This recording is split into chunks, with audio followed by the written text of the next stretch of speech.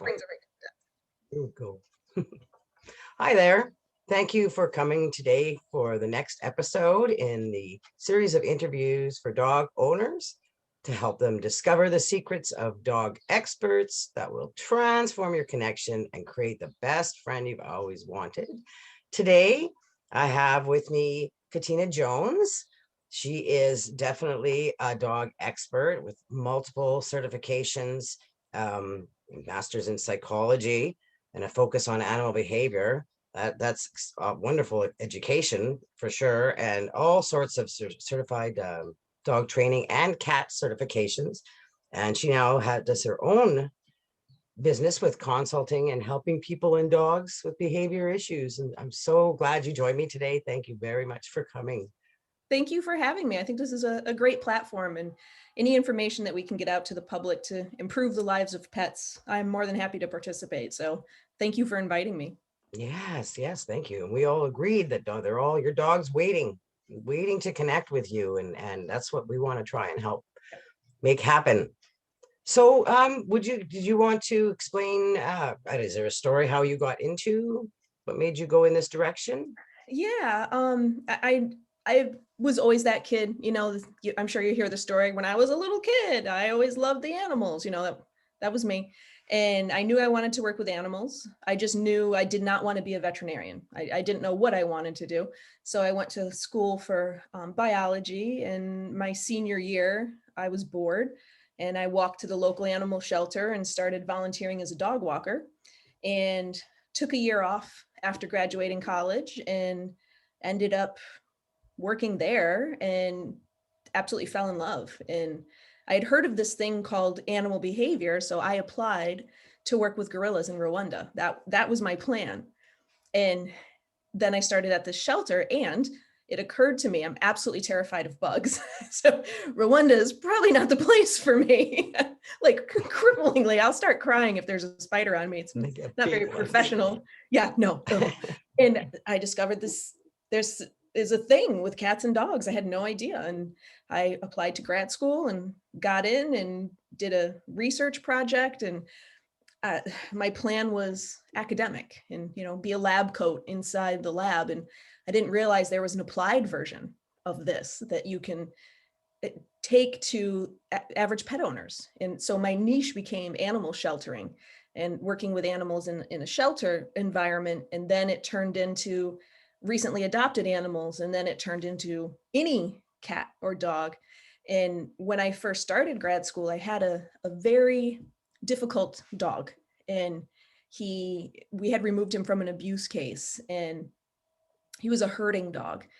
And I couldn't help him at the time. If I knew now what I knew if I knew then what I know now, I could have helped him. But it just was really difficult at the time trying to figure it out and go to grad school. And, you make no money in grad school, and I had to euthanize him, and it was terrible. And I didn't know what to do. And he was clearly suffering. His quality of life was very low. And I couldn't allow him to continue in that state. Oh, it's like torture. It's terrible. It's an internal torture that is horrible to see. And it was so obvious.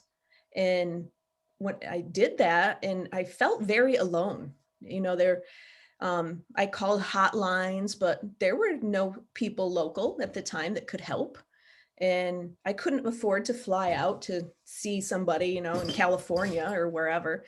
And I had to euthanize him. But at the same time, I was studying animal behavior and doing work in shelter. So it all sort of came together with perfect timing. And just, it wasn't planned necessarily, just the pieces fell in place just right. And here I am. What an experience. And shelters are very high stress, dogs, what they were going. I know one of the speakers commented on how, I do believe it was Dr. Kaminsky, actually, the studies on the facial and how much that sad face puppy, that the one that any dog that just looks with the sad face is the one adopted. And never mind the one in the back that's just actually stressed in the situation and Yep. all sorts of things. What an experience, Yeah. wonderful experience to get actually for working. Yeah. It was a fast forward, a Yeah, crash course in behavior because there's so many breeds at the time. This was a long time ago. Different ages, different backgrounds. There's purebreds from breeders, and there's mutts that from accidental litters, and all kinds of behaviors. And it was a crash course in all of these things. And all of the shelters were always full, always. And it was a reality check of what goes on and how the staff that are in shelters and having to deal with this. It's a lot for them to endure, and it's exhausting I was, mentally and emotionally. yeah, I was just gonna say, especially, I know that there is shelters here that have, are getting more like a behavior center part Yep. and things Growing. like that, which is just fantastic. Yeah, I'm not sure how much all of them have that, but Yeah. that's a newer concept even Yeah. to actually start working with these dogs. They just walk in the door and they're labeled. Yeah. Yep. And at the time, there were no shelter vets. There's just the local vet that would come down and vaccinate, and then the owner had to spay and neuter at some point after they adopted. And that was about it, unless there was like a gaping wound or an obviously broken leg. Dogs didn't really receive significant vet care, just, average vaccines and whatnot. They sometimes were treated for flea and ticks, but it wasn't unusual to get a dog that's got heartworm and needs vaccines, and their intestines are full of worms. And now there's surgical clinics in shelters that rival animal hospitals that don't that just deal with the general public, and it's specific to the shelter. Some of them are really impressive, and now it's taking the leap into behavior. So we advanced significantly with the medical side, and now the behavior's catching up, and we're getting more and more in that direction, seeing the value of it. It's getting better. It's It is. just it's getting better. Probably Yep. not at the speed we would prefer, Nope. but I mean, Slowly but surely. its steps forwards are way better than backwards. That's Yeah. for sure. Yep. And even with now, so now what we know about behavior, I mean, Yeah. that's just fantastic, and that you actually are able to help Yeah. um, Yeah. dogs. So then I'll ask you, what is there a more common type or the most common complaint that people come to you with a behavior issue? Or do you kind of lump them into one? Ask, It's an yeah. interesting, kind of an interesting question, I know. Yeah. I ask me differently 5 years ago versus now. Now, with what's happening I'm in New England, and geographically, we have a lot of southern transports. So we've spayed and neutered most of our dogs. And if you want a shelter dog, or if you want a puppy that's local, you're most likely going to get a pit bull. That's what is in shelters, or a mix. And saying that, I understand pit bull's not a breed, American Staffordshire Terrier. I'm just using it colloquially. And so you're getting southern transports with unknown history, and a lot of them are being transported during critical developmental periods where trauma should not happen. There shouldn't be surgeries. There shouldn't be long distance travel.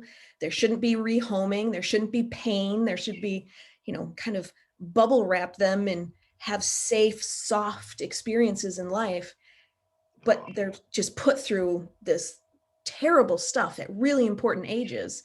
And then they end up with fear and aggression issues and anxiety issues. So I would say, hands down, number one issue is fear, anxiety based, uh, Yeah, fear hiding trauma, or forward moving aggression, the fight or flight.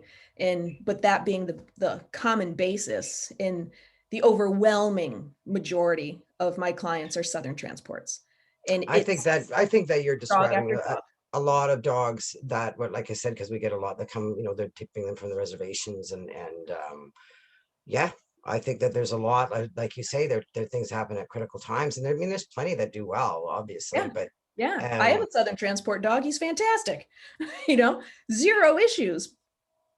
yeah, It's just like people, some are more resilient than others. Well, yes, I have one that was 6 months, and he's actually from a puppy mill in Arkansas.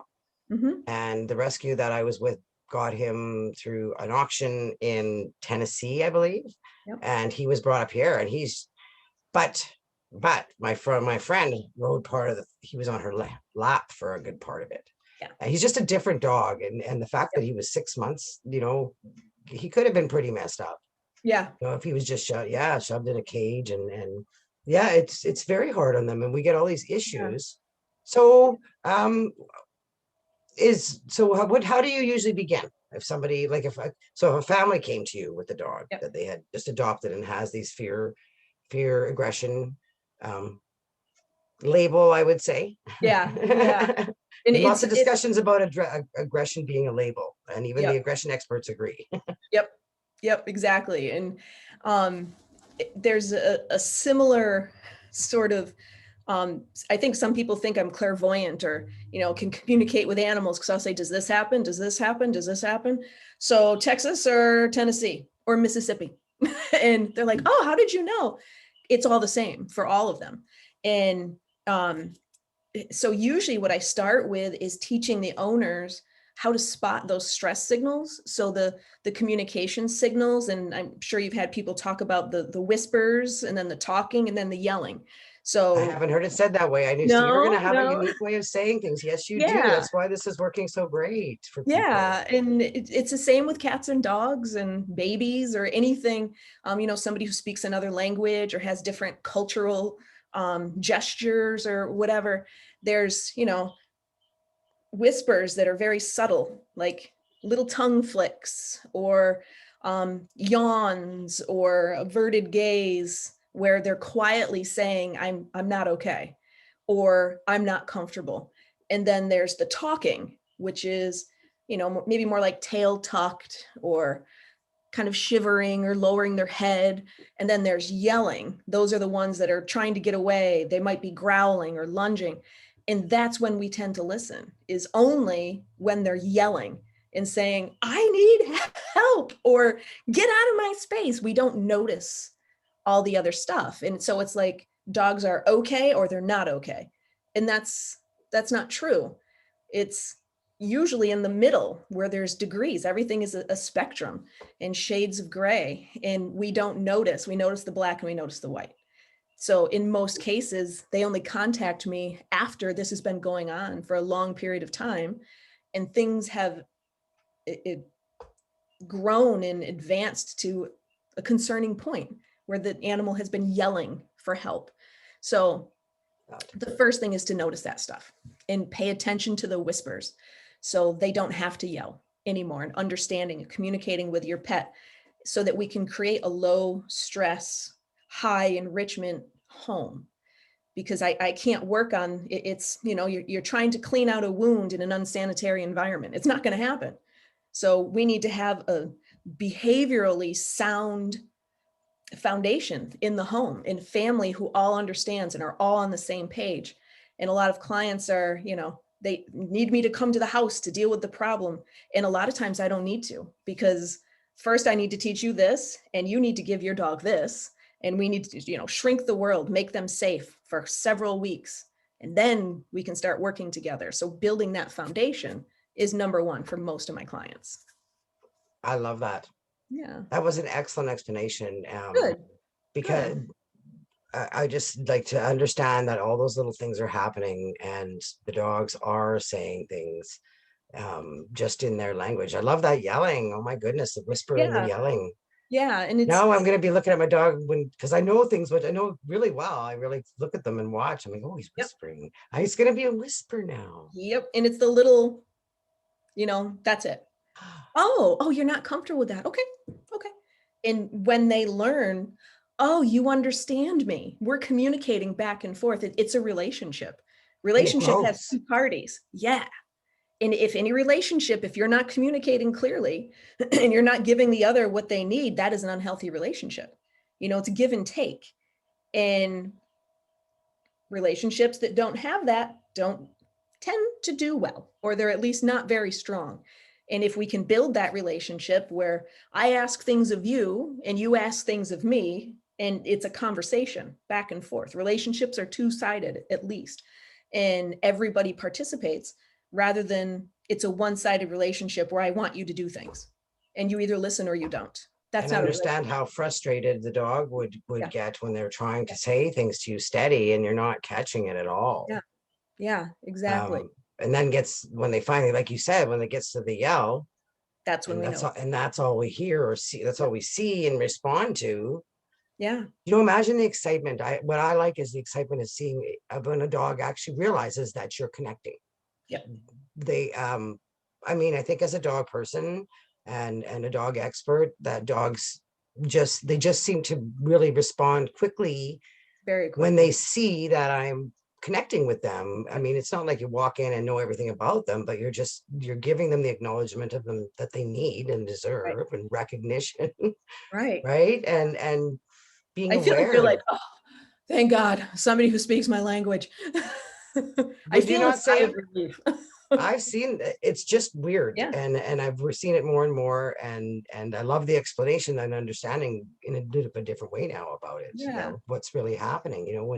When you go to an owner's house and the dog doesn't do what it norm would do, what they wanted to show you, and when you're with someone whose dog is afraid and the dog actually comes to you, yep, it can really confuse them, yeah, and it just has to do with language and being approachable and open to the dog too. yep. And It's I oftentimes go into clients' homes and their stranger aggressive dog becomes my friend very quickly. And how did you do that? Wow. Well, I listened to them. And I explain it's often like, people who don't like cats and they go to a house where there's cats, the cat's going to be on that person's lap because that person didn't force themselves and didn't yes. try to push it and just gave the cat space. And the cat likes that. Dogs do too. And let me get to know you at my speed and let me have a say in this interaction. And that builds trust very, very quickly, as opposed to coming in guns blazing and I'm going to make you do what I want you to do. Yep. Whether you Well like it or said. not. That's, making an And that animal. works the same with children too. That's what Yeah. I remember years ago that I had, when I, like you say, if I just left them alone, they Yep. come to you. They don't really want everybody to grab them and hug them and kiss them, and dogs, Yeah. and I always think about myself, right? I don't want some, I do miss hugs and kisses. We haven't seen anybody in so long, But not but from random strangers. yeah, but not from random strangers, Yeah. exactly, and not Yeah. from every single friend, and not from, it's a, like you say, it's a mutual communication, and they will tell you. I have one that totally tells me if I lay down, he comes and turns himself right upside down here, Yep. and they make it quite clear and they do want to connect. Yeah. And some don't, they don't want to be touched all the time and they're not social and that's okay. I have some clients who just have to accept the fact that their dog is not snuggly and is never going to be snuggly. That's not who they are. And if you accept them for who they are, so I say, train the dog that's in front of you, not the dog that you want, because that's never going to work. And if you just accept them for who they are and work within that and those parameters, then you'll get so much further instead of, I want this. It's like, losing weight. I want to be a size 6. Well, let's start with 5 pounds, and see if we can get there. In realistic expectations, I think makes a huge difference for clients. Absolutely, and I do believe a lot of people really have a hard time with that, right? They get the Yes. dog that they think is going to be this great big wonderful, the missing dog and the buddy that they can do everything with, and turns out to not be that, Yeah. and then they get frustrated and embarrassed. Yeah. Right? Yeah. And it's so important to even dog trainers have Yeah. problem dogs. Yep. I had one for 14 years. She didn't have huge problems, but minor enough that we couldn't go to, farmers markets or anything. And this dog that I just adopted has nothing, no problems at all. And I don't know what to do. Like, I've never had a dog that had so few issues. He doesn't know how to lie down. That's about it. And I don't really care. He's off leash. He's great with people, dogs, kids. And I find it unusual that that's rare. It's really rare to see Yes. that now. And problem dogs are becoming the new norm. And part of it is seeing that we can do stuff about this. We can help them and we can improve it instead of just, well, he's broken. I got to get a new one. I think people are seeing that that's not necessarily the case. We can make significant improvements in helping relationships and learning about choices that you might make for future pets, or advising family members and loved ones about their choices about pets. And I think the more we know, the And better I we think are. many times that things are not, I mean, as we know, it's not what we think. Yeah. The problem is not necessarily always what we think. It's once it's get down to, really looking at it, and you learn how different it can be. The Yeah. interpretation of what we interpret to what's really happening for the Yep. dog is quite different. Yeah. And the vast majority of times we're wrong. Yeah. Yeah. Yes. Well, I do know that from even just communication between humans can be 75% Yeah. not interpreted the way it was meant to be said. And poor dogs. Yeah. If we can't communicate with our own species without making assumptions that are erroneous, imagine dogs. It's even more so. They don't speak, but they do. We just need to learn the language. Well, it's just the thought of, I love that, not of, getting connecting and understanding before they get to the yell, and Yeah. they Yeah. and the trust, and like when they grow that trust and start communicating, it just grows. It just gets better.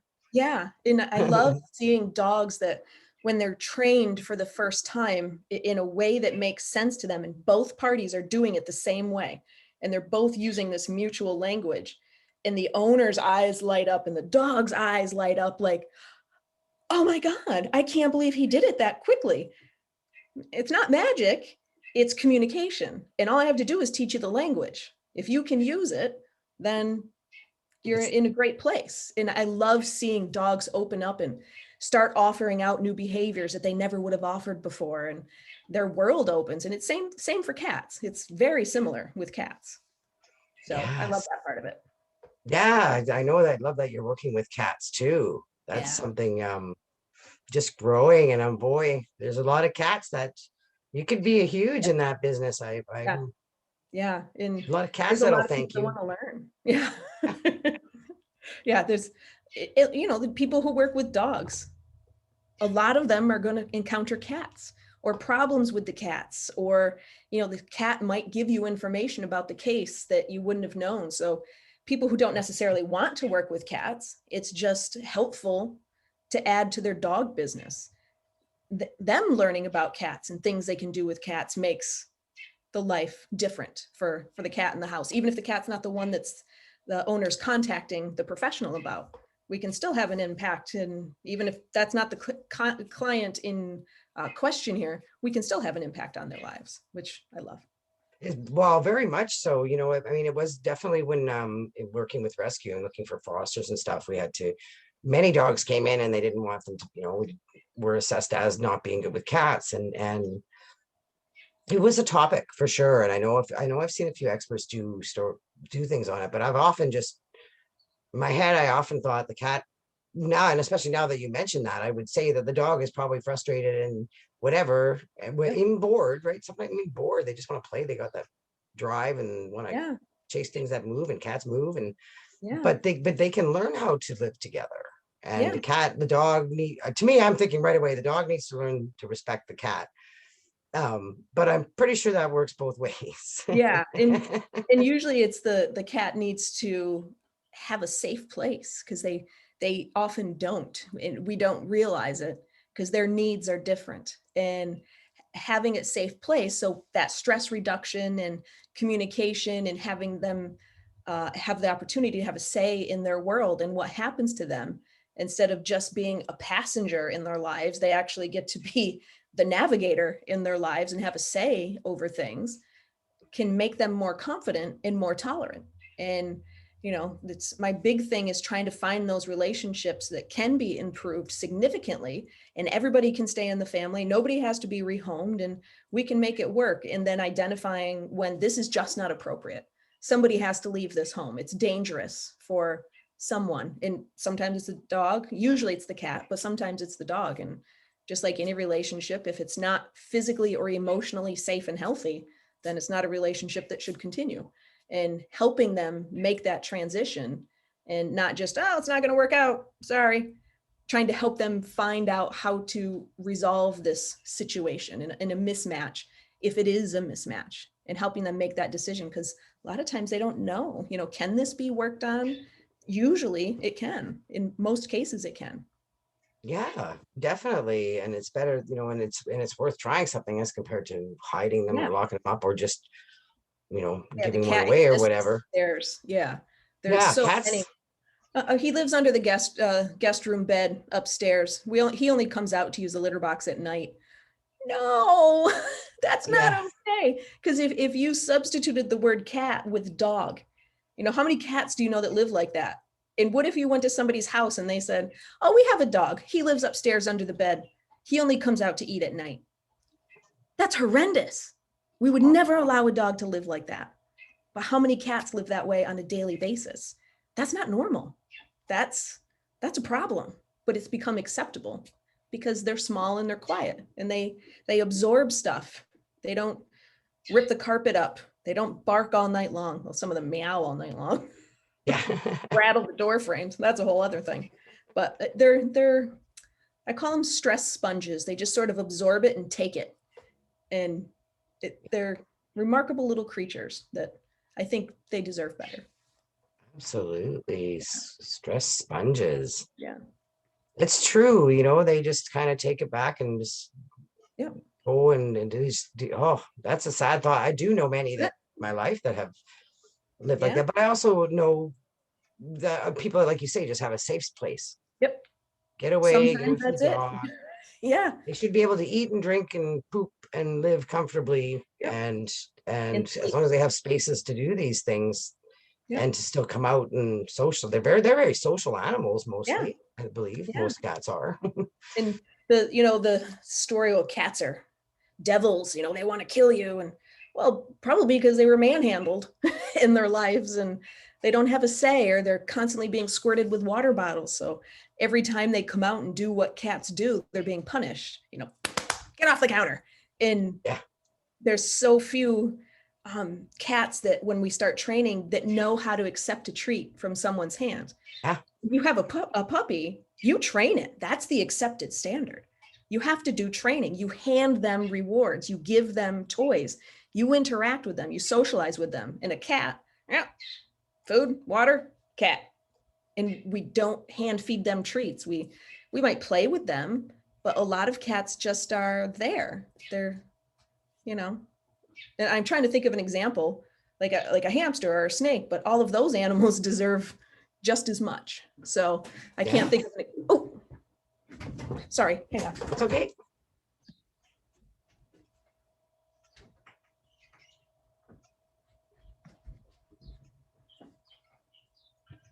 Yeah. That's I'm raising a robin and it oh just my, look at jumped that. out of its little nest.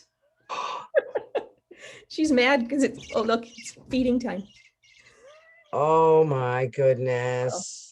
she just saw her jump out of her box. So I'm just going to feed this robin real As a quick. child, we used to catch like pick up robins and stuff, but I don't think we ever fed them what we were supposed to. Cat food. Cat food? Yeah. Oh, really? You just soften it up and I'm using canned. oh, can. Sorry, I don't know why I was thinking of kibble. Well, no, that's what most people think. Huh, I just, I just don't buy canned food, so I never think of it. But I do know a lot of Yep. people do, and wow, that's cute. And I normally don't hold her in my hand. She has a little home with leaves and sticks and a mirror, so she doesn't think she's a cat or a human. My giant pit bull loves to look at her but won't touch her. Yeah, pit bulls are neat. So yeah, I was going to say to you, one of my questions here: what advice can you give to dog owners to understanding their dogs? And I mean, I just love what you've already said about actually sitting. And I mean, I've been encouraging people to video, Yeah. right? And the one great idea that I've heard recently is even just setting up the Zoom. And you can even set your phone on it too and see from that angle, but recording it and seeing or watching and just Yeah, noticing what your dog is picking up on and aware of. I mean, yeah, they are sponges too. They just the whole room is just absorbed into them and everything going on, and they're waiting to connect and yeah. they want to If they're connect. awake, they're communicating in some way. Yeah, It, it just, I say, shut your mouth and open your eyes. Just step back and watch and stop driving. Just let them be and watch, and don't interpret it with ulterior motives. Just observation rather than interpretation, and using descriptive words, not emotional words. So rather than angry or upset, what was his tail doing, what were his ears doing physically, what's going on? Because well, he's being a jerk, I don't understand why. Well, maybe he's really hungry and he's frustrated, and then you give him a meal and he's great. There can be just something tiny like that, just his routine is upset. That How much does that affect us if we're really a routine driven person? Your routine gets upset and you're all discombobulated, or you get hangry and kind of irritated. Dogs and cats are the same way. So absolutely yeah. hangry. Yes, yes. We were a little late for dinner yesterday, and I think, and I because I was on a Zoom, and oh my gosh, like five after five, four of them are like right here. Yep. It's like, okay, you guys, I'm coming. Yep. They know they'll give me a few minutes. Yeah. My guy gets grabby. Like, he bites the leash and he brings me shoes and he starts putting stuff in his mouth. So, oh, okay. Sorry. I got caught up on Zoom. Must be dinner time. Excuse me. This leash isn't cutting it. This shoe isn't cutting it. I want Yep. food. Nope. Not good enough.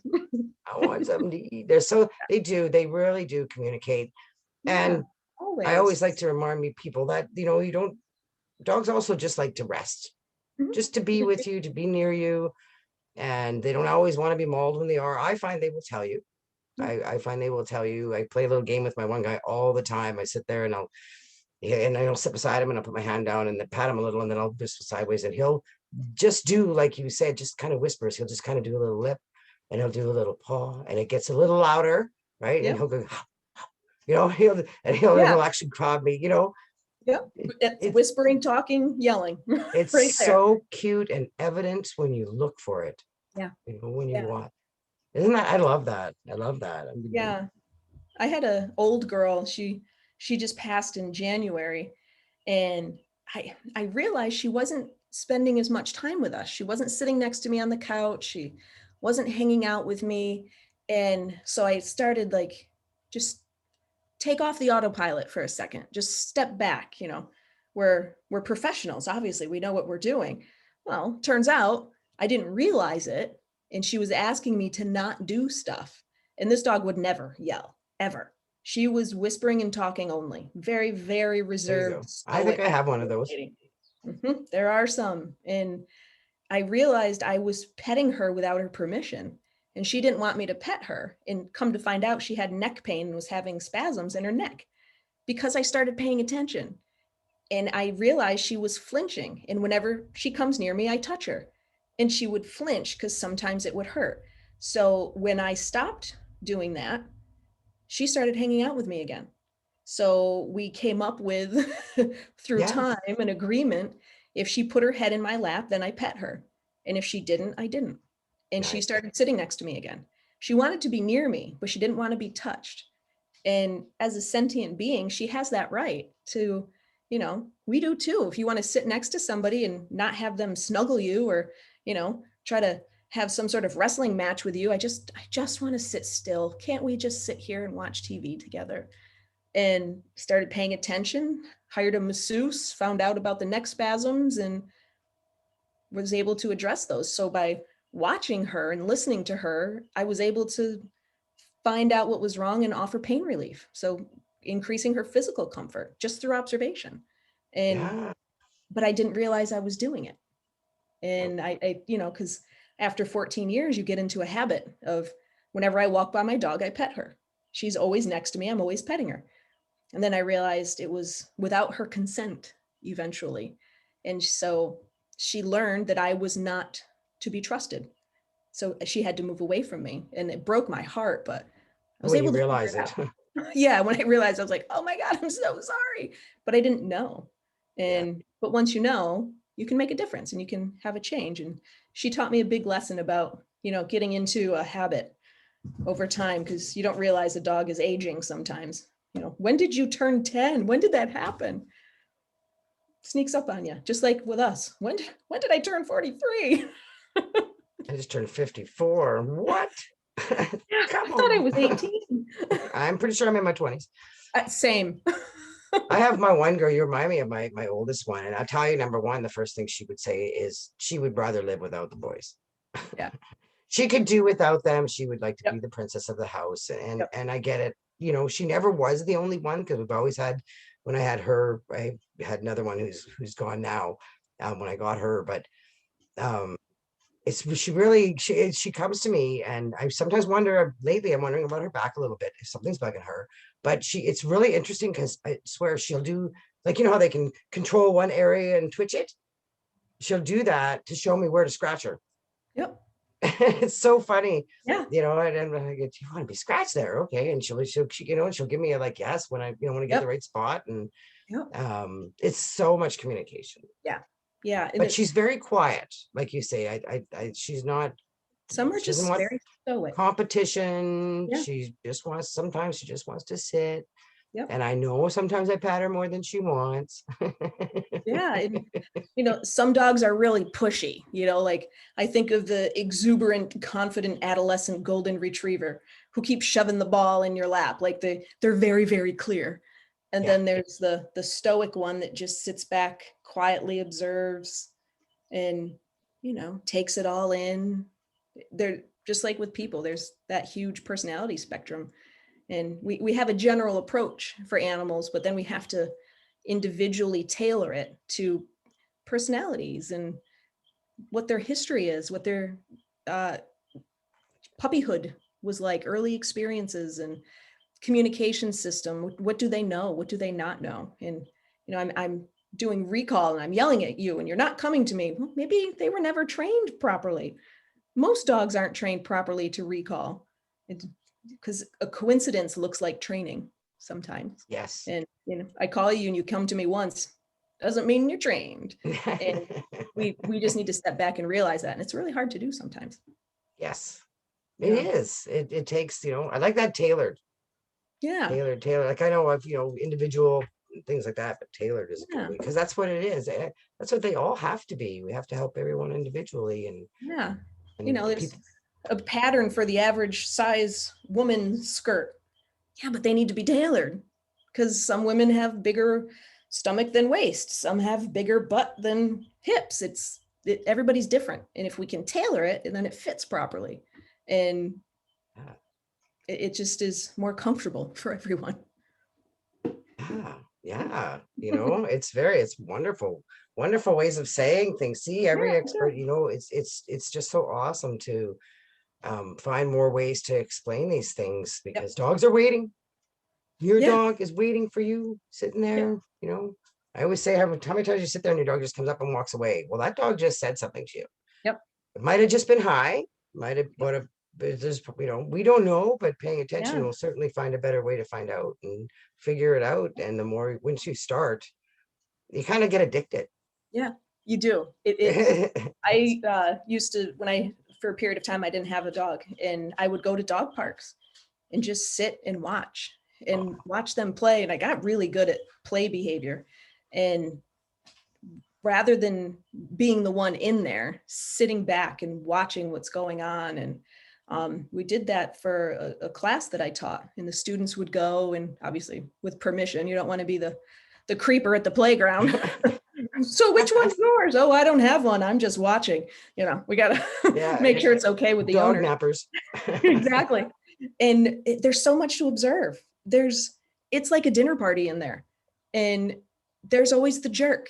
And then there's the social butterfly. And then there's the one that doesn't want to be there. And there's a huge dynamic in a group of dogs. And we're humans. We want to control it. We want to be in there, or we're not paying attention.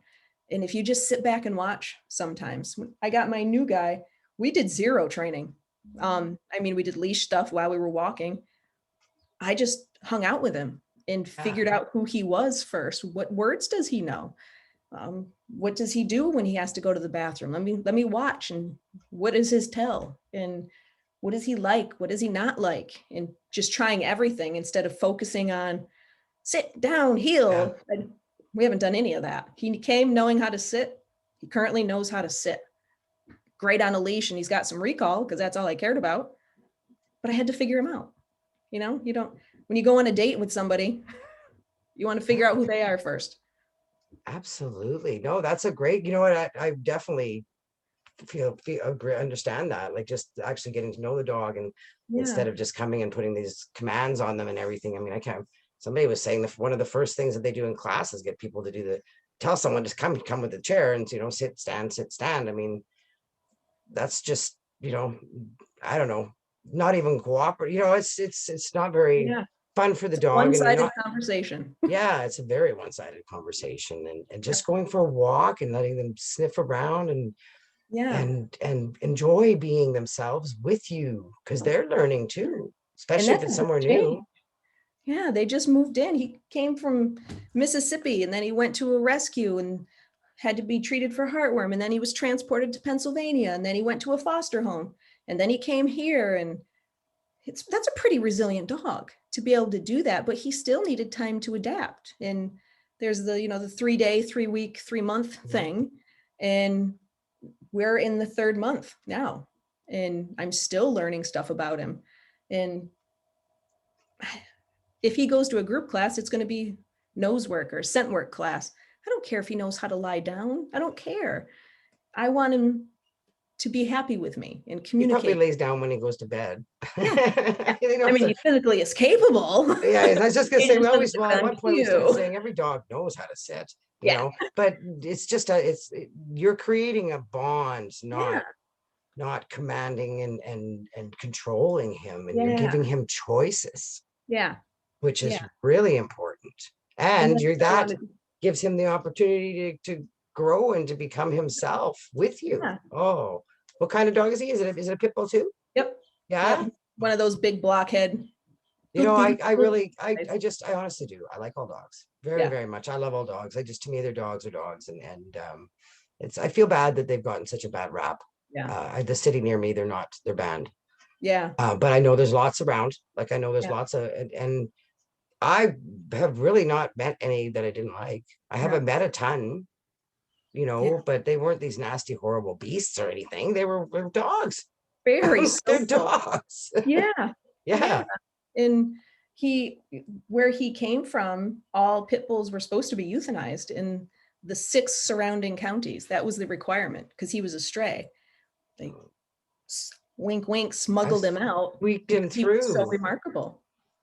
Isn't that He's awesome? amazing. He's going to be a therapy dog eventually once we do a little more Very training. smart. Smart Yeah, dogs. very smart and so sweet. He's walks around with my chickens and ducks, doesn't really care. Eh, if the cats are at his food bowl, he sits back and watches. That's remarkable. That's You know, awesome.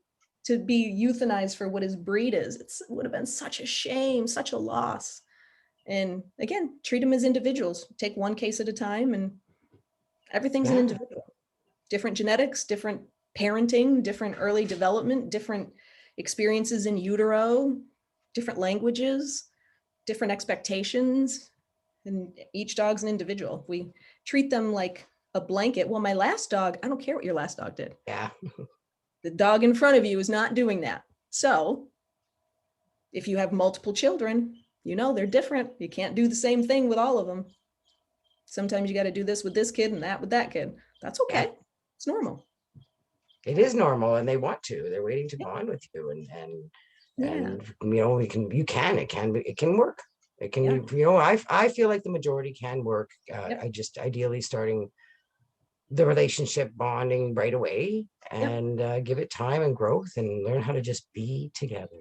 Yeah. Exactly. A nice, solid relationship. The training can come later. Yeah, and the training can be, you know, like I know everything I do with my dogs. I want them to have fun. If Yeah. they're not having fun, Yeah. you know, if we mess up, oh well, it's just fun. Right. And if they're not having fun, if I'm not in the right mood for it, if it's not working for them, then we stop and do something else. Or, you know, Yeah. go to something, you keep it fun, and the relationship just gets better. Yeah. And Yeah. that's Yep. super awesome. Yeah. That's a great. I'm pretty sure we go half an hour? It feels like we're over. I didn't look when we started. I didn't look when we started either. I Possibly. think I think that we're probably over. Was there Yeah. anything else you wanted to add? Um, I would say anything that we said, you can insert the word cat. It's the same for them, you know, same relationships as far, and cats can be trained. They can do cool things. And um, the only difference is how they learn, how they retain, and the process is the same. The procedures are the same, but they're different species. So I have found also, if you can train a cat, you can train a dog.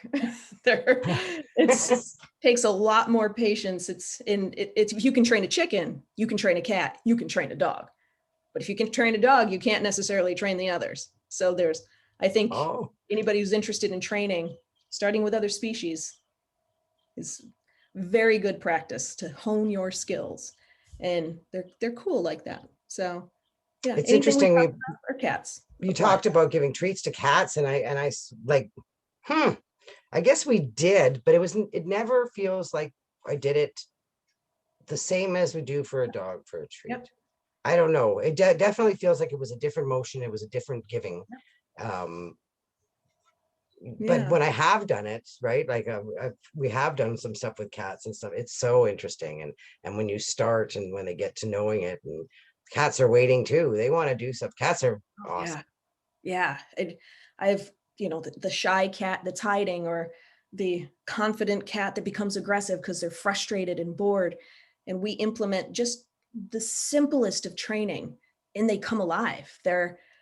They change and become these really social creatures that finally have a communication system with the only family that's available to them. It's their people or their other cats. And seeing their lives open up and their personalities really blossom it's really rewarding to see that Yeah. happen. And you're like, oh, this cat's so happy now.